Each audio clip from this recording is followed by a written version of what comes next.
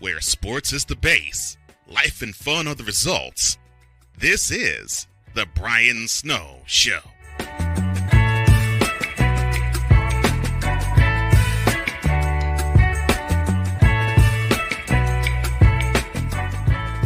Welcome back to this Tuesday edition of The Brian Snow Show. Let me not waste any more time and bring on my guest. And he has an amazing story to tell as well, Mr. Jason Pike. And he joins me right now. Jason, how are you, buddy? Salute to you. Hey, thank you very much, Brian. I'm really honored to be on your show. Hey, I'm honored to have you. There's so much there's so much to talk about. Yep. Your story began at age 7 with an acute learning disability. How did you come through that? First of all, how was it discovered? And second, how'd you come through that? Well, my first grade teacher in Norcross, Georgia, where I was going to school at, right north of Atlanta, Georgia, she said she told my parents, said, this guy can't read well. He can't write well. And I eventually failed the first grade, and they referred me to the Emory Reading University in Atlanta, Georgia, to diagnose what the problem was. And they just had it was a form. They said I had something called dyslexia, but it's really not dyslexia. I was just a slow learner as I look into it a little bit. And and I deal with it today. I get around it. I compensate for it. Right. Yeah. Was it tough finding that out? Well, yeah, I think it was probably tougher for my parents because just like a lot of parents, they really want education and in their children. And they knew that this was probably gonna, they didn't have much expectations. They didn't put a label on me. At the time as a kid, I'm just thinking my friends are going to the second grade and I got to go back to the first grade because there's something wrong with me. Mm-hmm. But that was all for me. And I just knew that I was considered different, maybe in a bad way, that I didn't, I just said, well, I must be different. I must not be able to get these things. Which, if you follow any sports teams, whom do you follow? Oh, I like the Chiefs. I like the Kansas City Chiefs. Magic Mahomes. He's my man. I like him. Yeah, he's a great guy. Magic Mahomes. Can't argue. They just won the Super Bowl over the Philadelphia Eagles. They beat my 49ers recently, Super Bowl 54 down in Miami. And what turned you on to the Chiefs?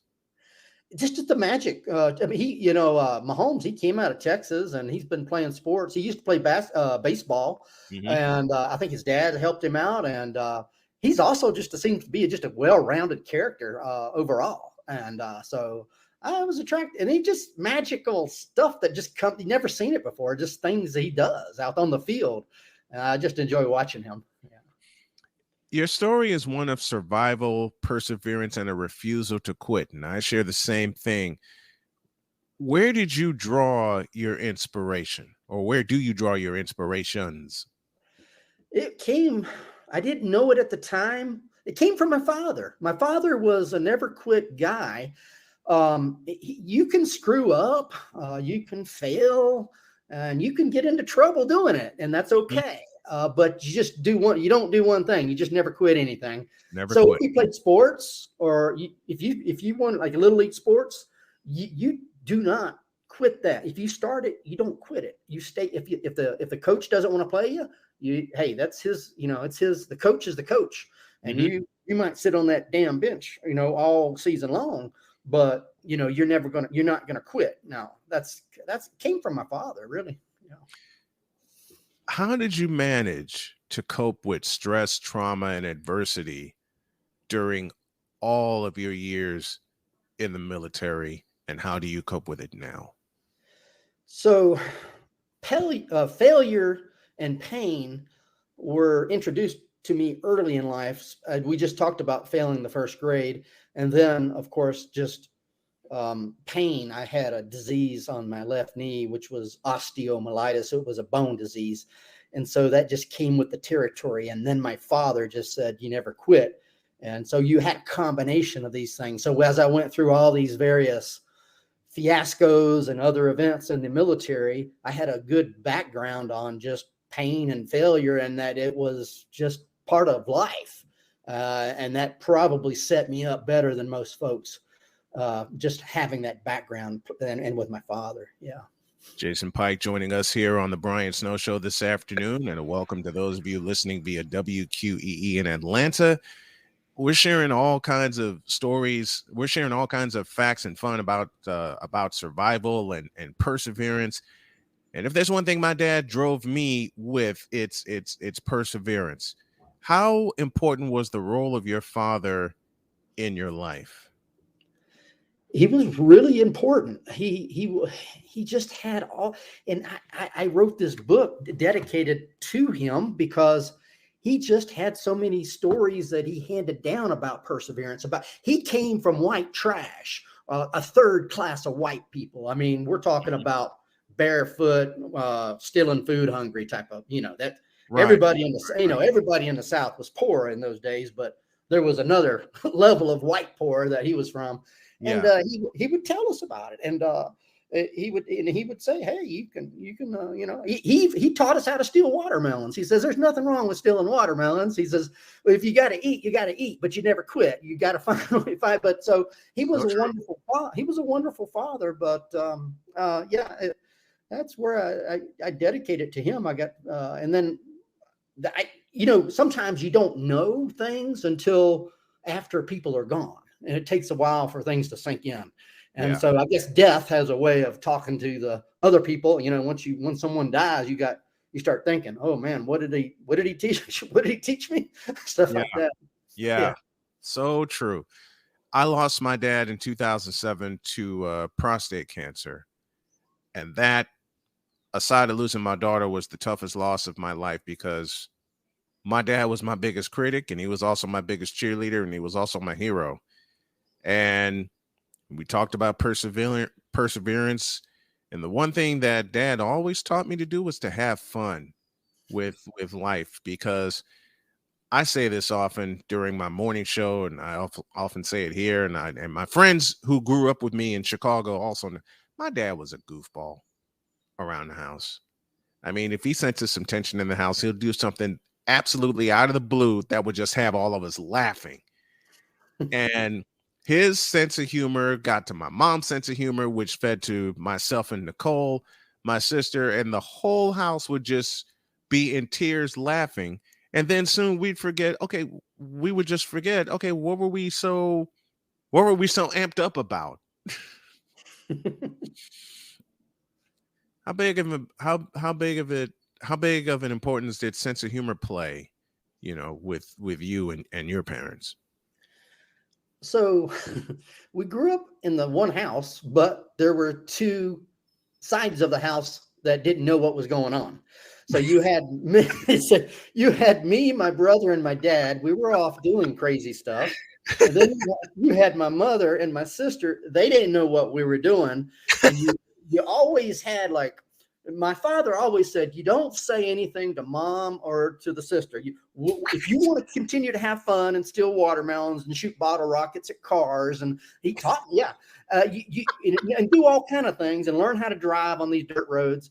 You just don't say anything. All right, if you want to have fun, you have fun, but you don't say anything. We're going to go out and we'll do some things. But he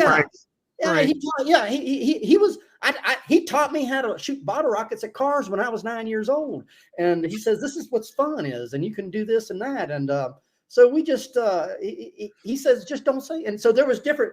So when we got older and we tried to tell my sister and mother what we used to do, they would like, wow, I didn't know anything. I don't know anything.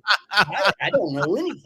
And so, but it was true. And then so, but now, well, they're past it, but now I've got a lot of stories. And so, but no, he said it's okay to have fun. Just don't ever quit anything. And that's it. Talk to me about your book, A Soldier Against All Odds. What was the biggest inspiration in you writing that book? Oh gosh, this book had been nagging at me for a long time. I mean, just getting out of college, as you right. know. So I went. Everybody was asking me, how did a dumbass like you do that? In other words, how do I? And so they asked me the same question. How did you do that? Now, what did you do? Now, how did you get out of that trouble and all this? And so everybody that triggered, I said, okay, well, after my dad died, I said, well, he was a great storyteller. And these things kept, and he asked the same, Jake, he called me Jake. My nickname was Jake. He says, Jake, how did you do this? How did you surprise me? And I said, well, I don't know. And so I was like, I don't know. And so I started to slowly to put this thing, it took 3 or 4 years to put this thing together. And I eventually, it was the passion of all these people just asking me the same question. How did someone like you be able to graduate, do this, do that? And so I started at the age of 17 and I went 31 years. So I went into a senior executive level of the military. So I had to pass a lot of gates along the way. And every time I got a rank, another, notch on the belt, another school, everybody's like, wow, cool. And I was surprising everybody. And I thought, wow, I think maybe this might be a story. How many people have you? I know this is a crazy question because this is one I get asked often. How many people have you surprised or continue to surprise? Because, and the reason I pose this question is because I got laughed at often growing up, because instead of playing sports, I would announce them. And I had to it took me till sophomore year in high school to figure out, hey, I can't play any sports. I can try, but I can't play any sports. So I'll figure I'll do the next best thing and announce them, which led me to such heroes as Jim Durham, who was the TV voice of the Dallas Mavericks for the longest time, but was the radio voice of the Bulls forever, Vin Scully and Jack Buck for baseball. And that was when it started hitting me. I was like, wait a minute, this is something I can do. So what turned the light on for you to have you think, okay, I can make a career out of being in the military? What was that one moment that turned the light on for you? It was 1983, and I was 17 years old. I went to basic training, like a boot camp for Army, and I almost got kicked out. And before they were about to kick me out, they put me in some sort of a scared straight program. It's called the Criminal Correctional Facility, not because I did anything criminal, but because I just couldn't get my stuff together. I couldn't. Right. So that I went into that facility, and it was only 4 hours of a scared straight. Then they put a different level of hell on me than and so they put the lowest two people. That was me and another guy. The other guy broke and got out, and I just stayed in. And a lot of bad things happened there. I put it that way. Big rocks into small rocks. We climbed around on obstacle courses, or we just tore our legs and arms. We're all bloodied, and so that and all that. It was just a rapid fire, crazy event, and I came back just broken up, and that kind of strengthened me, I guess. That was the event, and I said, if I can get that, if I can survive this, I can definitely sit in an air-conditioned library for 12 hours a day, eating pizza when I want to eat pizza, and go to, so yeah, that's kind of what. Life and fun are the results. This is the Brian Snow Show.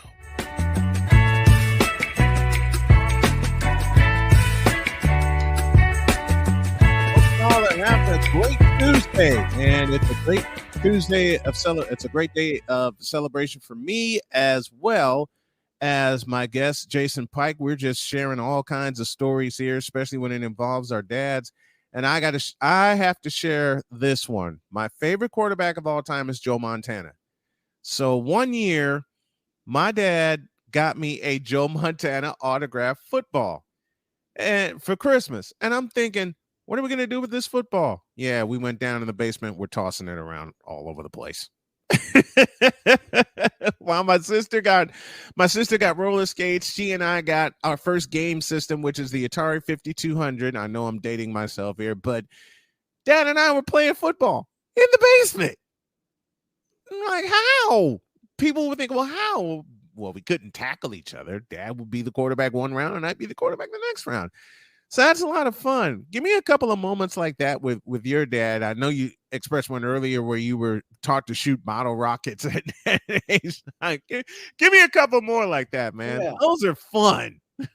Well, yeah. When I came when I came back from basic training in 1983, he detected a little bit of a badass in me, I guess. I come back, I was skinhead. In the 80s, you don't have skinheads, but they skinned Right. our heads. And Right. I was still in high school, and he detected a change in me, as we talked about.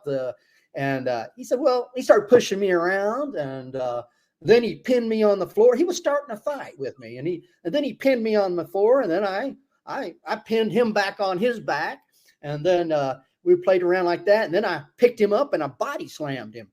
And when I body slammed my dad, he goes, "Oh no, no more, no more!" And I'm thinking, "Oh God, I must have hurt my dad."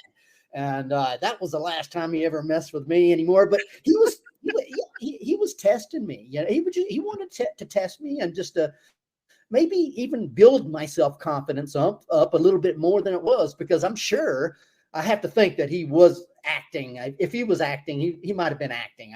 I don't know. I wish I could ask him, were you really acting, or did I really beat your butt? But I don't know that. So, yeah.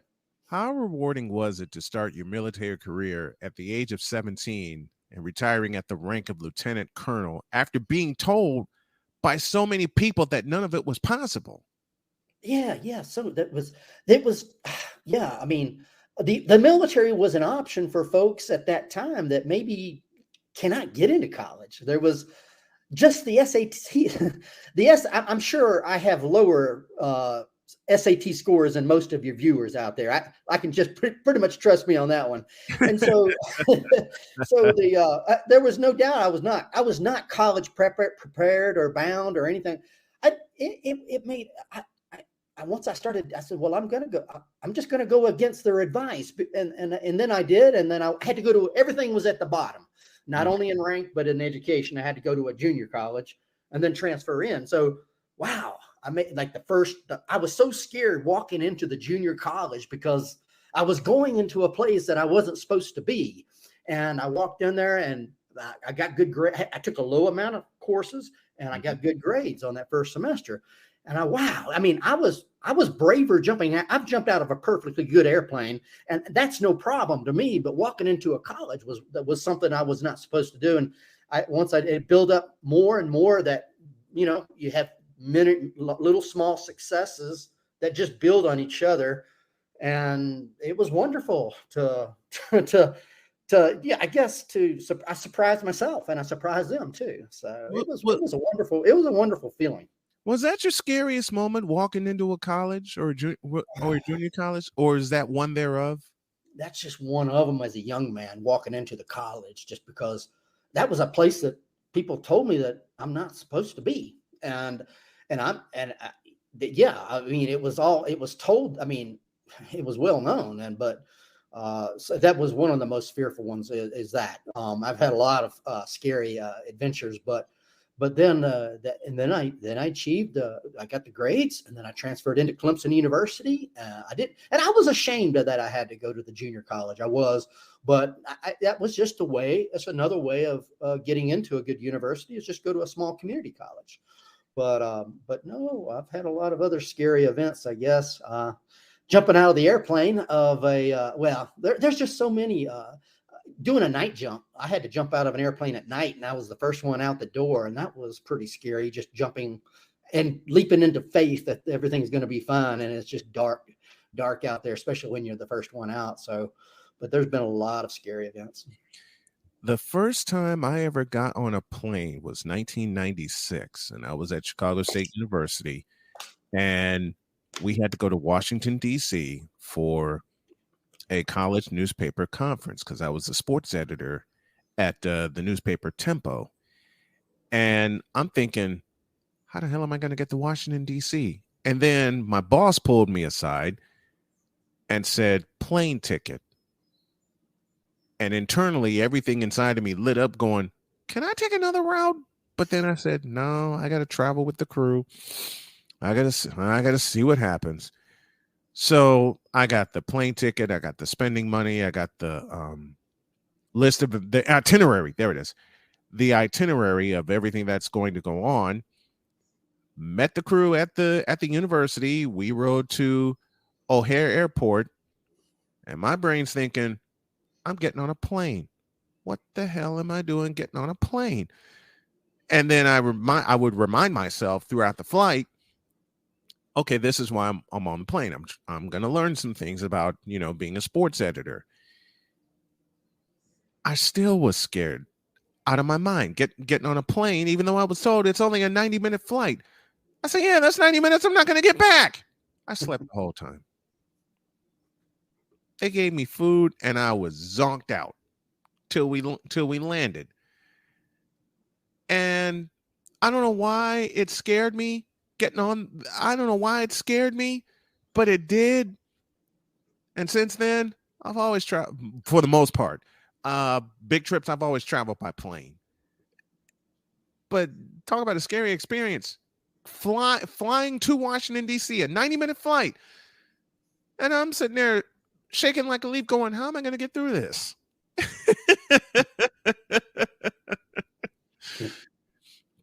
And I'm walking into the conference and I'm thinking, okay, now what?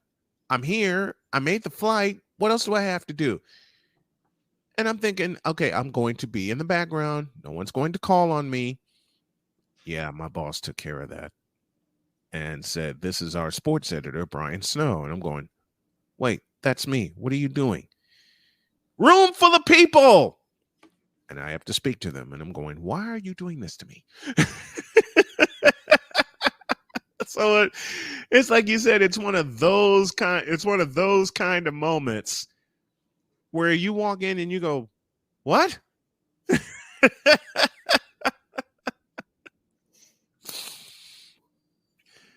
You just walk in and you go, what in the world is that? What gave you, what'd you have in mind when you started writing your book? What was one of the first things you wanted to accomplish? Well, the first thing I had to do is get a writer to get this thing to help me out. Anybody, even if I knew how to write, and I don't, most people have to get a ghostwriter, somebody to help them out, to orchestrate the story. So I had to find that. When I failed the first grade, it was English reading and writing, but I'm considered an author. You go figure that. But but no, the hardest thing about it was the vulnerability. I'm going to have to tell you my dark secrets because people identify with failure and pain and just bad things that happened. And I'm going to have to tell this out, not only put it in a book, but also do a podcast and get this stuff, out there to identify, to get the story out. That's to get the story out. And because I had so many stories that, and so that was one of the hard. Matter of fact, my book really did nearly kill me. I've got it in the testimony. It caused so much anxiety, and I was sitting at a computer, all stressing out, having flashbacks of all these things, and so I could see it down on a sheet of paper. It was in black and white, and so I'm stressing here, looking at this stuff, thinking, can I really do this? And stress. And what happened was blood clots formed in my lungs and my legs. And I was sent to the ICU, intensive care unit at Stone Oak Methodist Hospital in San Antonio, Texas, February 2021. And they said, pretty much you're going to pass away. And we talked about the obituary, and we knew where the cemetery was at. And DNR, do not resuscitate, was talked about. And then, but what happened was, and that was really a good prediction. I was supposed to die according to the experts, but my body reacted really well to the heparin blood thinners and to antibiotics, because I did get pneumonia as well. I had both of them. I mean, just alone, if you have blood clots, they said they were throughout my body. They were in lungs and legs. And so I said, well, and it was because of the book. Really, at the time, I didn't know it. They thought I was a smoker, and I said, I never smoke. Right. And they said, well, what is it? I said, well, I don't know what it is. And I says, My mom used to, but no, but what it was is eventually it was sitting down too long and also stressing. I like to exercise a lot, and when I started this book, I just sat and I just like almost 8 hours a day, just Right. like trying to, and that's what did it. And but no, that was, and then the vulnerability, and I say, am I really going to get this thing out there to show people all these crazy stuff that I did and how I survived, how I persisted. And that's hard. It's hard to open up your life and show it, very hard. I too battled blood clots in both my lungs. June of 2021, I took a fall. And were it not for my beautiful daughter, Sonia, leaping to the rescue, as well as my wife, Jody, again, I wouldn't be here. And, Ryan McCarthy, who joins us here, said it best. He joins us from New York. C.S. Lewis said, repeated failures are finger posts on the road to achievement. One fails forward towards success. And that is so very true. Now, do you have a podcast right now? Who, me? Yes. I do not have a podcast. I'm just joining a lot of other people on podcasts. Well, whenever you do decide to get one of your own, I'd love to produce it. Wonderful. I appreciate that. Thank you, Brian. I'd love to produce it. I know. Have you ever been to a game at Clemson, a football game in Death Valley? So I was so busy. Like I said, I was so busy in the library and trying to do the academics that I did not go to the Tiger game, but I was one of the guys that was hawking the tickets for twice the amount that I got them from. Nice. I'd stay outside the stadium and, I'd double the price, especially when you had Clemson and Carolina when they came. Yeah. Oh my God, those were rivalries and everybody. Yep. So, no, I was trying to make money from the games pretty much because I was trying to find ways to make money in college and get myself through college. Yeah. Oh, man, this has been a delightful conversation with Jason Pike. Stories of survival, stories of perseverance. Where can people get your book, my friend? Amazon, and it's a soldier against all odds. And I've got a website, jasonpike.org, and you get it there. Or you just a soldier against all odds, just Google it in the browser. You can get it on some various other websites. It's out there. And I also did the audio. I mean, I'm a narrator and the author. So you're getting it from the horse's mouth as well, not only in writing. So, I love it. So that's where, when I went through the audio, I talked more in my entire life last year, 2022, than my entire life. I talked the most because it was take 50, take 100. I was just screwing it up. I did not, a year ago today, you would not see me talking like I'm talking now because right. I have practiced on this so much. I got burned out too much. I got burned out on it too. I had to come back though. I came back and I got it done. So you got the audio. It's on Audible, and so it's a very, very true story. There's talking about failures. I can tell you one big failure that's kind of funny if you have some time. Go ahead. Go for it. Okay. Well, we all have that term of being neck deep, or being up the shit creek. We've heard of that term. That means that you're you're in a bad place when you're in poop, right? So, well, I have literally almost drowned in it, and it was in South Korea. I was walking along at night, and I was by myself. We were doing an exercise in the Army. It's like we had a compass and a map, and one of the competencies is to show that you know how to find points on a map by yourself with a compass and a map, and walking through the woods and things. South Korea at that time had these rice paddies that were lined with feces or night soil, or just, we call it poop or shit. And it was, and you could smell it. We knew it was there, but it was at night and it's slippery. And I slipped into it and I went neck deep in it. And I really did think that I was going to drown in it. The equipment was pulling me down and I was going under, and I was thinking, I can't die like this. I mean, the headlines are going to be pooping Pike dies and the DMZ at the demilitarized zone. And Yeah.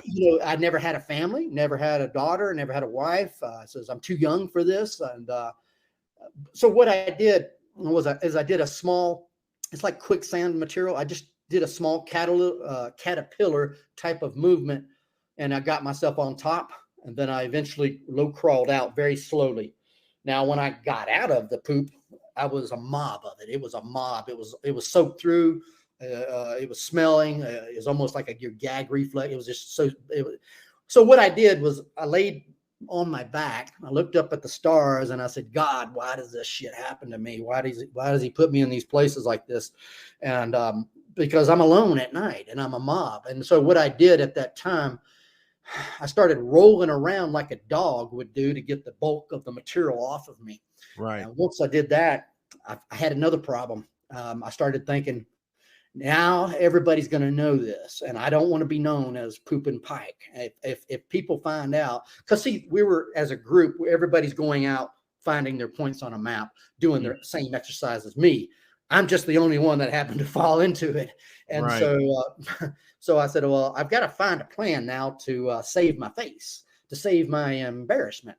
Mm-hmm. So what I did, I saw a light out in the darkness, and we're not supposed to shine lights. I don't think we even had. I saw a light, and it was a light of a farmer's house, a Korean family. So I started walking toward that light. At that time, I didn't know if I was walking toward heaven or hell. I was just walking on faith. I said, I just need help. I don't know what I'm going to do at this house.